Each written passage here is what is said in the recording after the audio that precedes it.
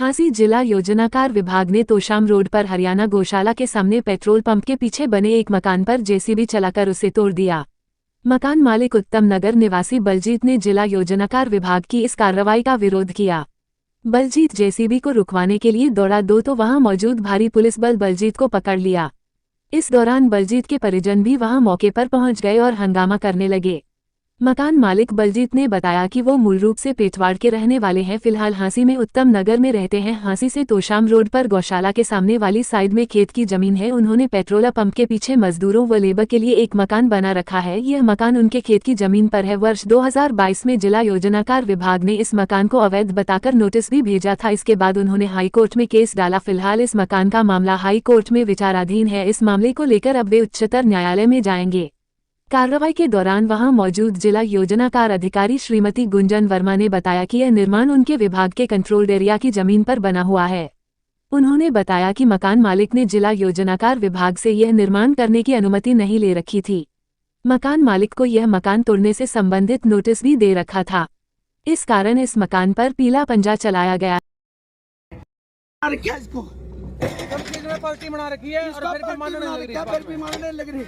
मेरा मकान कैसा लग रहा है? हमारा केस चल रहा है जिसमें ये देखो ये पार्टी बना रखी है और मैडम कागज देने लग रही। किसी मैडम कागज पैसे दे के और वो करवा रखा सिस्टम में।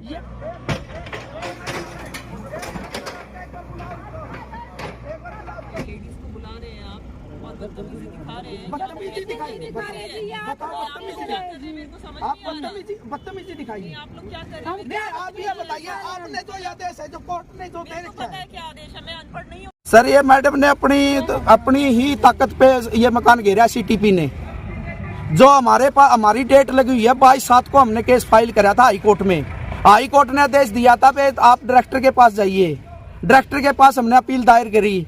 अपील दायर करके सर हमारी डेटें लगती रही है। आप हमारी डेट लगी हुई है 7/1/2025। लेकिन मैडम को हमने ये रिसीविंग भी ली है इनसे।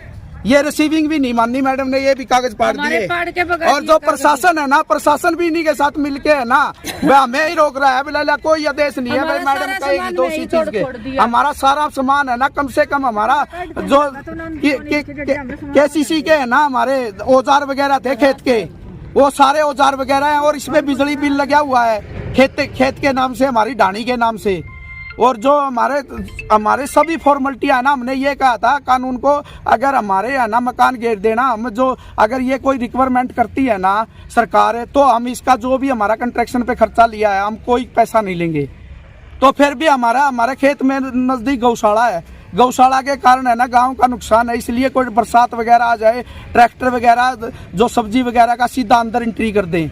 और ये देखिए ये हमारे फोटो हैं इसके मकान के, जो बिल्कुल ट्रैक्टर सीधा जाने के लिए वो किया हुआ है। नहीं कृषि भूमि तो है सर। ये कृषि भूमि में सर हमने एक कोठड़ा बनाया हुआ है जो तूड़ी वगैरह के लिए और उसके लिए मजदूर वगैरह, और जो बरसात आ जाए ना उसमें मजदूर वगैरह खड़े हो जाएं। ये जो मकान आप तोड़ा है कितने साल पहले बनाया था? ये बनाया हुआ है सर ये कम से कम ये हो गया इसको 7 साल। इसमें परिवार भी रहता था या ना परिवार नहीं रहता था सर। जो मजदूर वगैरह खेत में काम करते हैं ना, बरसात वगैरह आ जाती है उनके लिए ठहरने के लिए रुका हुआ है। और जो सब्जी वगैरह होती है ना, वो सब्जी वगैरह डाल देते हैं। और ये पेट्रोल पंप भी आपका ही है? नहीं सर हमारा नहीं है पेट्रोल पंप। अच्छा, पेट्रोल पंप तो किराए पे दे रखा है। तो कितनी जमीन आपकी यहाँ पर? हमारे 2 किले जमीन है सर। किराए पे दे रखा है पेट्रोल पंप? हाँ पेट्रोल पंप तो किराए पे दे रखा है सर। है तो अपना ना? नहीं जमीन अपनी है लेकिन लीज पे दे रखी है। अच्छा, लीज पे दे रखी है। इनके पास कोई ऑर्डर? इनके पास कोई मैडम से मांगा बोला मेरे को नोटिस नहीं कर रखा है। ये मैडम को नोटिस दिखाया है। ये देखिए मैडम ईसार को नोटिस किया हुआ है, लेकिन ये बोले मेरे को पार्टी नहीं बनाया हुआ है। तो उन्होंने आपको पहले कभी नोटिस भी दिया कि मकान तोड़ने? हाँ शुरू में दिया था ना सर, जब घेरा नहीं ना, जब जाके हमने दिन पहले ये 2022 में दिया था इन्होंने। ठीक है जी। 2022 में नोटिस दिया था और हमने 2022 में हमने हाई कोर्ट में डाला है केस। हाई कोर्ट ने बोला है डायरेक्टर के पास जाइए, आप उसको वो बताइए भाई तो वो बनाया है खेत में, आपने कोई रहने के लिए नहीं बनाया। जो खेत में हमारा रहने के लिए तो हांसी में मकान है उत्तम नगर में। अभी कोर्ट में विचाराधीन है? हाँ विचाराधीन है अभी तक। हमने बोला है भाई विचारा हाई कोर्ट ये जिसकी पेटिशन की कॉपी भी है। कंट्रोल्ड एरिया 1963 एक्ट की जो कार्रवाई हो रही है टाउन एंड कंट्री प्लानिंग के द्वारा, और हमने इसमें प्रॉपर नोटिस दे रखे हैं। रेस्टोरेशन शो कॉज ऑर्डर 2022 से दे रखे हैं इसको। इसके बाद ये मैटर जो है काफ़ी सिचुएशन की ये बना लिया इन्होंने, ये कहकर कि यहाँ पर सिर्फ हम एग्रीकल्चर ही करेंगे, और ये ऐसा हुआ नहीं है। यहाँ पर हमारे जो जेईज हैं साइट विजिट करते रहे, मुझे टाइम टू टाइम रिपोर्ट भी दिए, जिसमें कि यही नज़र आ रहा है कि ये रेजिडेंशियल स्ट्रक्चर बना रहे हैं। इसीलिए हम मौके पर पहुँचे हैं इसकी कार्रवाई करने के लिए। ऑर्डर की कॉपी सब कुछ मैंने देख लिया है, जो ये बता रहे हैं ऐसा कुछ भी नहीं है। ट्रिब्यूनल में मैटर चल रहा है, उसमें जो है मुझे भी जाना होता है, इनको भी आना होता है, तो वहाँ पर मेरे पे ही सवाल हो रहे हैं कि स्ट्रक्चर अभी तक क्यों नहीं टूटा है।